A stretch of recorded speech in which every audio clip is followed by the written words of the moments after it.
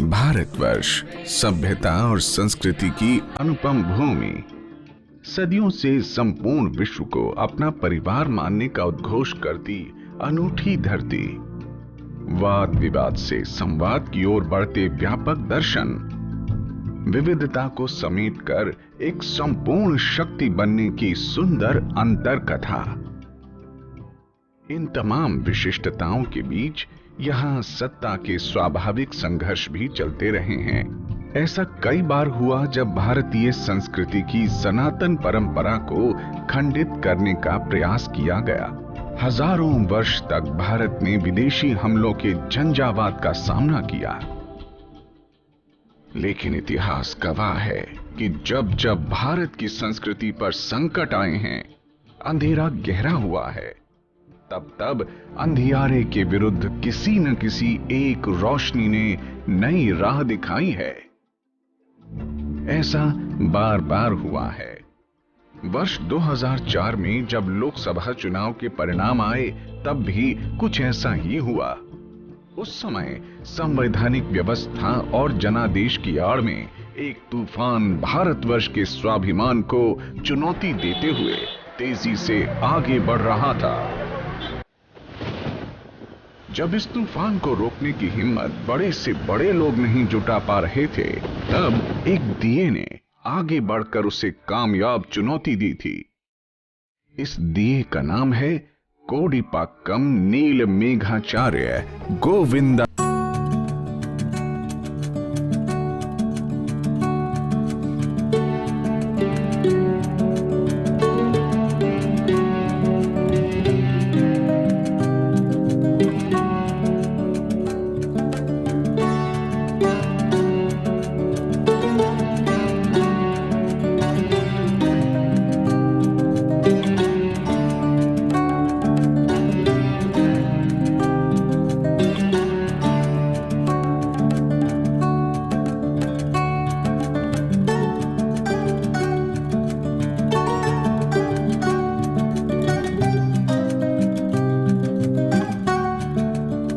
हैं, एक आर्थिक विचारक हैं, एक राजनीतिक विचारक भी हैं। उनके विचार के कई पक्ष हैं। उनके चिंतन की जो मूल प्रेरणा है वो तो एक शुद्ध देशज प्रेरणा है, और देश को सशक्त रखने के लिए केवल राजनीति से काम नहीं चलेगा, समाज को सशक्त रहना पड़ेगा। तो समाज के माध्यम से राजनीति नियंत्रित हो, समाज मजबूत हो, उससे राजनीति पर प्रभाव पड़े, ये संभवतः उनकी विचारधारा है। गोविंदाचार्य के पिताजी 1945 में एक संस्कृत अध्यापक के रूप में बनारस आए। उन्हें उम्मीद थी कि यहाँ जीवन आसान होगा, लेकिन ऐसा हुआ नहीं। घर की आर्थिक स्थिति दिनों दिन बिगड़ती गई। एक एक कर घर के सारे गहने गिरवी रख दिए गए। इसी बीच मां को टीबी की बीमारी भी हो गई। दक्षिण में अपने सगे संबंधियों से सैकड़ों मील दूर आचार्य परिवार घोर संकट में जी रहा था, लेकिन संकटों के इस झंझावात में जीवन कभी रुका नहीं। धीरे धीरे आचार्य परिवार को बनारस रास आने लगा। बाबा विश्वनाथ और मां गंगा के सानिध्य में वे अपना दुख दर्द भूल जीवन पथ पर बढ़ते रहे। गोविंदाचार्य इस बीच बालक से तरुण हो गए और उन्होंने आगे की शिक्षा के लिए सन 1960 में बनारस हिंदू विश्वविद्यालय में बीएससी में प्रवेश ले लिया। उन दिनों बीएचयू राष्ट्रीय स्वयं सेवक संघ की गतिविधियों का बड़ा केंद्र हुआ करता था। गोविंदाचार्य के मन में संघ को लेकर कई शंकाएं थीं, लेकिन संघ के लोगों को नजदीक से देखने के बाद उन्हें अपनी सब शंकाएं निर्मूल लगीं और 16 मई 1961 को वे संघ के स्वयं सेवक बन गए। शीघ्र ही गोविंदाचार्य की गिनती संघ के होनहार स्वयं सेवकों में होने लगी। संघ के जो भी बड़े अधिकारी बनारस आते, गोविंदाचार्य को उनकी देखभाल के लिए साथ रखा जाता। उनकी संगत ने गोविंदाचार्य के वैचारिक अधिष्ठान को बहुत मजबूत बना दिया। इस बीच 1962 में भारत चीन युद्ध हो गया। इस लड़ाई में मिली हार ने गोविंदाचार्य को झकझोर कर रख दिया। वे सब कुछ छोड़ संघ का प्रचारक बनना चाहते थे ताकि देश की सेवा कर सकें। लेकिन मां का कष्ट और कर्ज में दबा परिवार उन्हें ऐसा करने से रोक रहा था। अंततः 1965 में परिस्थितियां अनुकूल हुई और वे संघ का प्रचारक बनकर बिहार के लिए रवाना हो गए। 1965 में एक प्रचारक का जीवन बड़ा संघर्षमय हुआ करता था। ये संघर्ष बिहार में कुछ अधिक ही था। जहां एक और पश्चिमी उत्तर प्रदेश में प्रचारकों को पीने के लिए दूध मिलता था, वहीं बिहार में 2 वक्त की रोटी मिल जाए, यही बड़ी बात थी। इस सब की परवाह किए बगैर गोविंदाचार्य ने भागलपुर जिले में पूरे जोश के साथ अपने प्रचारक जीवन की शुरुआत की। 6 महीने में उन्होंने पूरे भागलपुर को साइकिल से मथ डाला। लोग कहने लगे कि यदि गोविंद जी से मिलना है तो संघ कार्यालय न जाकर किसी चौराहे पर खड़ा हो जाइए, कुछ देर में गोविंद जी वहीं मिल जाएंगे। इस मेहनत का परिणाम यह हुआ कि संघ का काम भागलपुर में तेजी से बढ़ चला। भागलपुर के काम को देखते हुए गोविंदाचार्य को जुलाई 1966 में पटना बुला लिया गया। यहां उन्होंने एक नई दुनिया देखी। उस समय भारतीय जनसंघ देश के राजनीतिक क्षितिज पर अपनी जगह बना रहा था। 1967 में उसे बिहार सरकार में शामिल होने का मौका मिला। संघ परिवार के लिए पटना महत्वपूर्ण बनता जा रहा था। 1969 में जनसंघ का बड़ा अधिवेशन, 1970 में संघ का महाशिविर, फिर 1972 में विद्यार्थी परिषद का अखिल भारतीय अधिवेशन, सब पटना में हुए। पटना में रहने के कारण गोविंदाचार्य को इन सबको देखने, समझने और उनमें भाग लेने का अवसर मिला। इसी बीच 1972 में उन्हें ठाणे में संघ की एक अखिल भारतीय बैठक में भी जाने को मिला, जिसमें तत्कालीन सरसंघचालक गुरुजी गोलवलकर ने संघ परिवार के सभी संगठनों को एक तरह से अंतिम संदेश दिया था। इन सब घटनाओं से गुजरते हुए गोविंदाचार्य का व्यक्तित्व धीरे धीरे एक आकार ले रहा था। इस बीच 1971 का भारत पाक युद्ध हो चुका था। लेकिन इस युद्ध में इंदिरा गांधी ने जो प्रतिष्ठा अर्जित की, वो तेजी से क्षीण होती जा रही थी। कांग्रेस के प्रति लोगों में अविश्वास बढ़ रहा था। अनेक छात्र संगठनों के नेता बिहार और गुजरात की तत्कालीन कांग्रेस सरकार के खिलाफ व्यापक आंदोलन की तैयारी में जुट गए थे। इन संगठनों में अखिल भारतीय विद्यार्थी परिषद की प्रमुख भूमिका थी, जिसकी ओर से उन दिनों राम बहादुर राय बहुत अधिक सक्रिय थे। जो बिहार में जो भी आंदोलन खड़ा हुआ और उसमें खास तौर पर जयप्रकाश जी का उस आंदोलन में आना, ये गोविंद जी और राम बहादुर राय जी का एक संयुक्त प्रयास का परिणाम था। जेपी का गोविंदाचार्य के प्रति विशेष स्नेह था। दरअसल 1967 में बिहार अकाल के दौरान साथ साथ राहत कार्य करते हुए दोनों के संबंध बहुत ही प्रगाढ़ हो गए थे। आगे चलकर यदि जेपी के मन में संघ के प्रति सकारात्मक सोच बन पाई तो उसमें गोविंदाचार्य की प्रमुख भूमिका थी। कुल मिलाकर जेपी में और गोविंदाचार्य में जो लगाव शायद इसीलिए रहा है, दोनों बहुत सहज लोग थे। गोविंदाचार्य जेपी के साथ साथ सभी छात्र नेताओं के भी बहुत निकट थे। इस कारण आंदोलन में उनकी सक्रियता दिनों दिन बढ़ती जा रही थी। लेकिन इस बारे में संघ नेतृत्व से औपचारिक संवाद नहीं हो पा रहा था। इस कारण संघ में कुछ लोगों को लगने लगा कि गोविंदाचार्य सब कुछ अपने मन से कर रहे हैं। ये भ्रम काफी समय तक रहा। अंत में नागपुर की एक बैठक में तत्कालीन सरसंघचालक श्री बाला साहब देवरस ने स्वयं स्थिति स्पष्ट कर दी और कहा कि गोविंदाचार्य ने कोई अनुशासनहीनता नहीं की है। उन्होंने गोविंद जी को साफ साफ बताया कि आंदोलन में आगे क्या और कैसे करना है। उधर छात्र आंदोलन के चलते कांग्रेस नेतृत्व में बेचैनी थी। आंदोलनकारियों की धरपकड़ तेज हो गई थी। नवंबर 1974 में गोविंदाचार्य को भी गिरफ्तार करके गया की जेल में डाल दिया गया, लेकिन 3 महीने बाद फरवरी में वे पटना उच्च न्यायालय के फैसले से जेल से बाहर आ गए। इसके बाद उन्हें बिहार में संघ का कॉलेज विद्यार्थी प्रमुख बना दिया गया। इसके 4 महीने बाद इंदिरा गांधी ने आपातकाल की घोषणा कर दी। गोविंदाचार्य फिर पुलिस के निशाने पर थे, लेकिन इस बार गिरफ्तारी से बचते हुए उन्होंने आंदोलन में अपनी सक्रियता लगातार बनाए रखी। विद्यार्थियों के बीच गोविंदाचार्य ने जिस कुशलता से काम किया, उसे देखते हुए अप्रैल 1976 में संघ ने उन्हें औपचारिक रूप से अखिल भारतीय विद्यार्थी परिषद में भेज दिया। इमरजेंसी खत्म होने के बाद भी वे विद्यार्थी परिषद में ही बने रहे। उन्हें बिहार, उत्तर प्रदेश और मध्य प्रदेश की जिम्मेदारी मिल गई थी। 1981 से 1985 के बीच गोविंद जी ने दक्षिण भारत में विद्यार्थी परिषद के काम को आगे बढ़ाया। 1985 में उन्हें दिल्ली वापस बुला लिया गया। अगले कुछ वर्षों में गोविंदाचार्य ने उत्तर भारत में जमकर काम किया।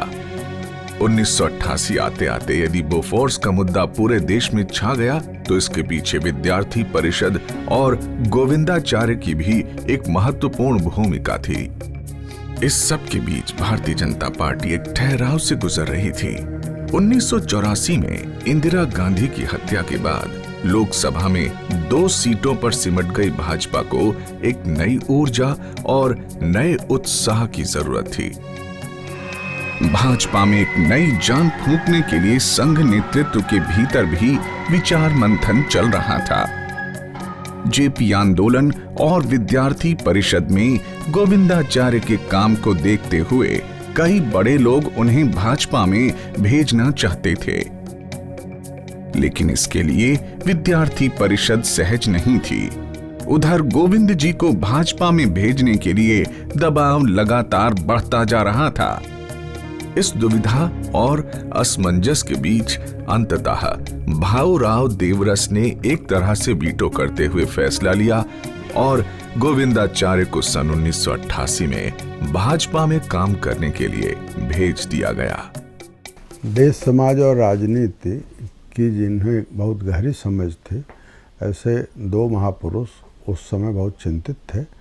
उनका नाम है नानाजी देशमुख और भाऊराव देवरस।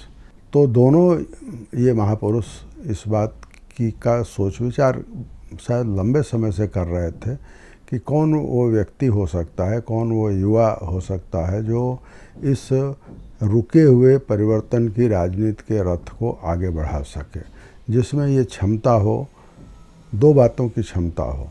एक क्षमता हो कि विपक्ष का संयोजन कर सके और दूसरी क्षमता हो कि भारतीय जनता पार्टी में नई जान डाल सके।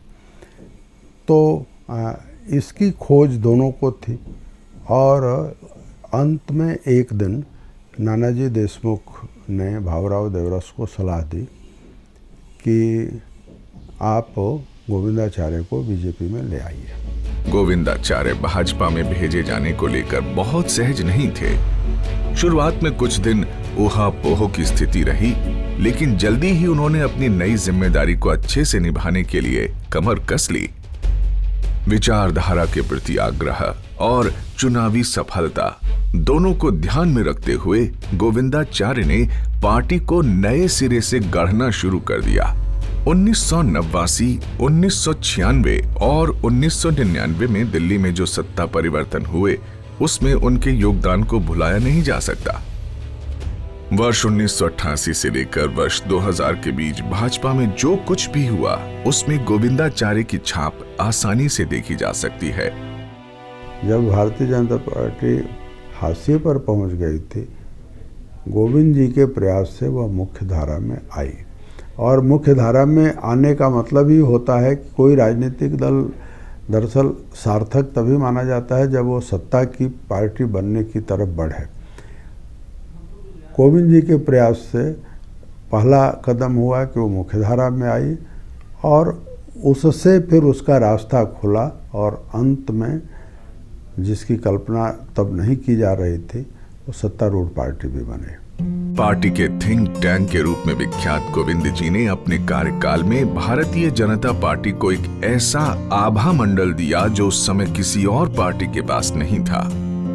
गोविंद जी जितना अपने योगदान के लिए चर्चित हैं, उतना ही वे भाजपा में अपने कार्यकाल के दौरान हुए विवादों के लिए भी जाने जाते हैं। जाने अनजाने ऐसी कई बातें हुई जिनके कारण 2000 बीतते बीतते भाजपा नेतृत्व और गोविंदाचार्य के बीच फासले बहुत बढ़ गए। ऐसे में उनके सामने दो विकल्प थे, या तो वे थोड़ा समझौता करके भाजपा में बने रहते या अपने लिए एक नए रास्ते की तलाश करते। गोविंदाचार्य ने अपने लिए दूसरा रास्ता चुना। वो भाजपा की सक्रिय राजनीति छोड़कर अध्ययन अवकाश पर चले गए। बनारस के शूर टंकेश्वर मंदिर में उन्होंने 6 महीने आत्मचिंतन किया। इसके बाद वे सभी जिम्मेदारियों से मुक्त होकर भारत को नए सिरे से देखने और समझने में लग गए। अप्रैल 2003 में जब गोविंदाचार्य का अध्ययन अवकाश पूरा हुआ तो उन्होंने जबलपुर में एक पत्रकार वार्ता करके सबको अपनी आगे की योजना बताई। मैं राष्ट्रीय स्वयंसेवक संघ का स्वयंसेवक हूं और आजन्म रहूंगा। दूसरी बात, पंडित दीनदयाल उपाध्याय जी द्वारा प्रतिपादित एकात्म मानव दर्शन में मेरी आस्था यथावत है और हमेशा बनी रहेगी। तीसरी बात, मैं अब किसी राजनैतिक दल की सदस्यता को ग्रहण नहीं करूंगा, किंतु एक जिम्मेदार नागरिक होने के नाते समाज और राष्ट्र के प्रति अपने दायित्व से कभी विमुख नहीं होऊंगा। चौथी और अंतिम बात, देश की संपूर्ण सज्जन शक्ति के बीच संवाद, सहमति एवं सहकार स्थापित करने का प्रयास करूंगा ताकि सभी व्यवस्था परिवर्तन की लड़ाई में सम्मिलित रूप से अपना योगदान कर सकें। गोविंदाचार्य अब राजनीति के ग्लैमर से दूर जनता के बीच थे। 60 वर्ष पूरा होने पर जब उनकी षष्ठी पूर्ति का कार्यक्रम हुआ तो उन्हें सुनने के लिए मेवाड़ इंस्टीट्यूट में लोग दूर दूर से आए। संयोगवश इसके ठीक अगले दिन अर्थात 13 मई 2004 को लोकसभा चुनाव परिणाम भी आ गए। जल्दी ही साफ हो गया कि अब केंद्र में कांग्रेस की सरकार बनेगी और सोनिया गांधी प्रधानमंत्री। गोविंदाचार्य राजनीतिक उठापटक से दूर हो चुके थे, लेकिन इस खबर ने उन्हें भी बेचैन कर दिया। ये सोचकर उन्हें दुख हो रहा था कि क्या भारत जैसे प्राचीन देश की पहचान महान संतों, पराक्रमी योद्धाओं और विद्वान मनीषियों की बजाय एक विदेशी महिला से होगी। उन दिनों गोविंदाचार्य वीपी हाउस में रहते थे, जब सोनिया गांधी के सामने बड़े से बड़े लोग स्वयं को बेबस मानकर चुप बैठे थे। हालात की गंभीरता को समझते हुए उन्होंने तुरंत फैसला लिया और राष्ट्रीय स्वाभिमान आंदोलन का शंखनाद कर दिया। उनका साफ साफ कहना था कि वो एक विदेशी महिला को देश का प्रधानमंत्री स्वीकार नहीं करेंगे। इस मुद्दे पर उन्होंने मीना बाग स्थित परिसर में 16 मई को एक प्रेस कॉन्फ्रेंस की, जिसमें प्रसिद्ध गांधीवादी चिंतक धर्मपाल भी उपस्थित थे। इसके 2 दिन बाद 18 मई को जंतर मंतर पर प्रदर्शन किया गया। स्थिति की गंभीरता को समझते हुए राष्ट्रपति महोदय ने गोविंदाचार्य को राष्ट्रपति भवन बुलाया और बात की। इसके बाद उन्होंने सोनिया गांधी से भी बात की और उनसे कई सवाल पूछे। इस बीच मामला तूल पकड़ चुका था। अपने को चौतरफा घिरती देख सोनिया गांधी ने अपने कदम पीछे खींच लिए और मनमोहन सिंह को प्रधानमंत्री बनाने का फैसला कर लिया। इतने कम समय में घटनाएं इस तरह आकार लेंगी, इसका अंदाजा किसी को नहीं था। गोविंदाचार्य ने उस वक्त उस नस को पहचान लिया, उस नब्ज को पहचान लिया जो समाज का था। समाज के अंदर जो वलवला था उसको महसूस किया और उसको अभिव्यक्ति दी।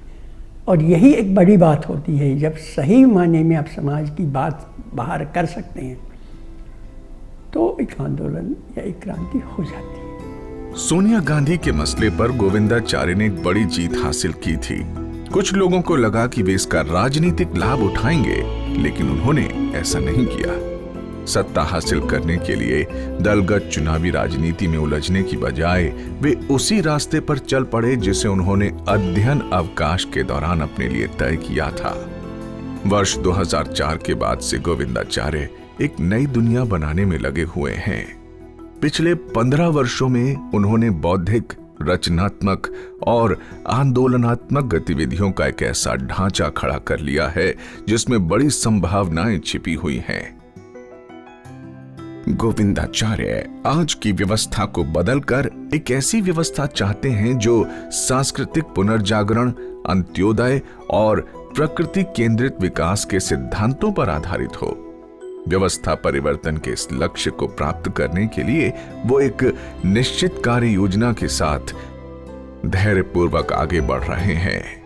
2003 के बाद से भी वो लगातार सक्रिय हैं, लगातार उनके देश भर में संबंध हैं और उनके साथ लोग जुड़े रहते हैं, युवा जुड़े रहते हैं, उनसे लोग प्रेरणा लेते हैं और वो किसी को राष्ट्रीय स्वाभिमान आंदोलन के साथ जोड़ रखते हैं, किसी को गोरक्षा आंदोलन के साथ जोड़ते हैं, किसी को स्वदेशी आंदोलन के साथ जोड़ते हैं और तरह तरह के आंदोलनों के साथ अनेक तरह के युवा उनके साथ जुड़े रहते हैं।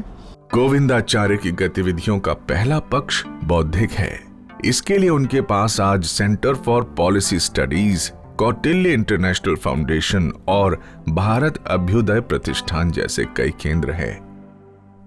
ये संस्थान समय समय पर सेमिनार और गोष्ठियां आयोजित करने के साथ साथ पुस्तकों के प्रकाशन और कई तरह के शोध कार्यों में लगे हुए हैं। अपने वैचारिक पक्ष को स्पष्ट करने के लिए गोविंद जी ने भारतीय पक्ष के नाम से एक मासिक पत्रिका निकाली। इस बीच उनकी 3 किताबें भी प्रकाशित हुई हैं जिनमें उनके विचारों की साफ झलक मिलती है। गोविंद जी के काम का दूसरा आयाम रचनात्मक है। वो जमीन से जुड़कर काम करने पर जोर देते हैं। कम पूंजी, कम लागत के छोटे छोटे प्रयोगों को वो बहुत महत्वपूर्ण मानते हैं। ऐसे कुछ अनुकरणीय प्रयोगों को देश के सामने लाने के लिए गोविंद जी ने सर्वे भवन्तु सुखिनः नाम से कई डॉक्यूमेंट्री फिल्में बनवाई। इसी कड़ी में रचनात्मक कार्य कर रहे व्यक्तियों और संगठनों के बीच सजीव संवाद स्थापित करने के लिए 2004 में ही भारत विकास संगम की स्थापना की गई। अब तक इसके 5 बड़े सम्मेलन हो चुके हैं। आम जनता के अलावा देश और समाज की अगुवाई करने वाले लोग भी भारत विकास संगम के कार्यक्रमों से एक नई अनुभूति लेकर गए हैं। बौद्धिक और रचनात्मक कार्यों के साथ साथ गोविंदाचार्य उन आंदोलनात्मक गतिविधियों को भी बहुत महत्वपूर्ण मानते हैं जो राजसत्ता को अंकुश में रखने के लिए जरूरी हैं। इस काम के लिए उन्होंने राष्ट्रीय स्वाभिमान आंदोलन का गठन किया है। सोनिया प्रकरण में देश का नेतृत्व करने के बाद से लेकर अब तक इस मंच ने गौरक्षा, गंगा, पंचायती राज, चुनाव सुधार, काला धन, स्वदेशी और किसानों के हितों से जुड़े कई मुद्दों पर समविचारी संगठनों के साथ मिलकर बहुविध आंदोलन किए हैं। गोविंदाचार्य दलीय राजनीति से दूर हैं, लेकिन दलगत राजनीति को मूल्यों और मुद्दों की पटरी पर लाने के लिए वे किसी भी ईमानदार कोशिश को अपना सहयोग और मार्गदर्शन देने के लिए सदैव तैयार रहते हैं। उनका मानना है कि देश की चुनावी राजनीति में सकारात्मक हस्तक्षेप की अभी बहुत गुंजाइश है।